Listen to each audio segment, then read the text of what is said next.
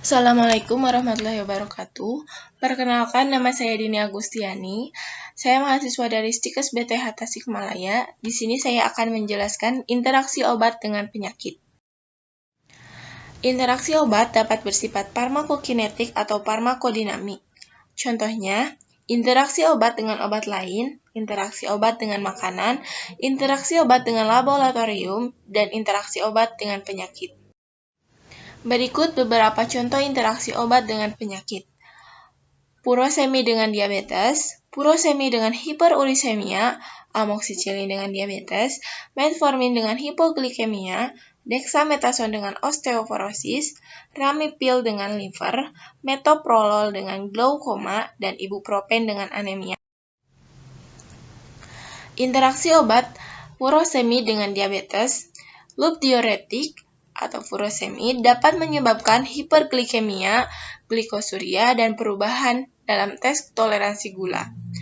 Terapi dengan loop diuretik harus diberikan dengan hati-hati pada pasien dengan diabetes mellitus, intoleransi glukosa, atau kecenderungan hiperglikemia. Pasien dengan diabetes mellitus harus dipantau lebih dekat selama terapi dan regimen antidiabetes mereka disesuaikan. Potensi bahaya moderat. Interaksi obat furosemi dengan hiperurisemia berlaku untuk good loop. Diuretik dapat menurunkan laju ekskresi asam urat. Hiperurisemia dapat terjadi tetapi biasanya tanpa gejala dan jarang menyebabkan GUT klinis kecuali pada pasien dengan riwayat GUT atau gagal ginjal kronis. Terapi dengan loop diuretik harus diberikan secara hati-hati pada pasien tersebut. Potensi bahaya moderat.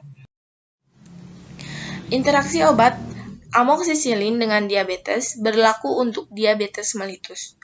Konsentrasi ampicillin dalam urin yang tinggi dapat menghasilkan reaksi positif palsu ketika menguji keberadaan glukosa dalam urin menggunakan clinic test, Benedict solution, atau Tehling solution. Karena efek ini juga dapat terjadi dengan amoxicillin, direkomendasikan untuk menggunakan tes glukosa berdasarkan reaksi glukosa oksidase enzimatik seperti clinic test. Potensi bahaya moderat. Interaksi obat metformin dengan hipoglikemia berlaku untuk insufisiensi adrenal, malnutrisi, neuropati autonom, panhypopituitarism, anoreksia atau masalah pemberian makan. Hipoglikemia biasanya dapat terjadi selama pengobatan dengan insulin atau agen hipoglikemik oral. Perawatan harus diambil pada pasien yang mungkin sangat rentan terhadap pengembangan episode hipoglikemik selama penggunaan obat-obatan ini, termasuk mereka yang lemah atau kekurangan gizi, mereka dengan mekanisme kontraregulator yang rusak, misalnya neuropati otonom dan adrenal atau insufisiensi hipofisis, dan mereka yang menerima agen penghambat beta-adrenergik. Potensi bahaya moderat. Interaksi obat ramipril dengan liver berlaku untuk penyakit hati. Peningkatan enzim hati atau bilirubin serum terjadi dengan penggunaan inhibitor ACE. Pasien yang menerima inhibitor ACE yang mengalami ikterus atau peningkatan enzim hati harus menghentikan penghambatan ACE dan menerima tindak lanjut medis yang tepat. Potensi bahaya moderat. Interaksi obat dexamethasone dengan osteoporosis berlaku untuk osteoporosis. Kortikosteroid mengurangi fungsi osteoblastik dan menghambat penyerapan kalsium usus yang dapat mengakibatkan resorpsi tulang dan keropos tulang selama terapi yang berkepanjangan. Selain itu, matriks tulang dapat dipengaruhi oleh efek katabolik protein kortikosteroid, terutama ketika diberikan dalam dosis tinggi atau untuk jangka waktu lama, yang menyebabkan nekrosis dan patah tulang aseptik. Terapi kortikosteroid jangka panjang atau dosis tinggi harus diberikan secara hati-hati dan hanya jika perlu pada pasien dengan risiko osteoporosis. Efek kerangka yang merugikan dapat diminimalkan dengan pemberian alternatif hari atau intermittent. Setiap pasien yang menerima terapi jangka panjang setara dengan 7,5 mg prednison per hari atau lebih berisiko terhadap osteoporosis yang diinduksi glukokortikoid dan harus dikelola sesuai dengan pedoman American College of Rheumatology atau ACR. Potensi bahaya moderat. Interaksi obat metoprolol dengan glaukoma.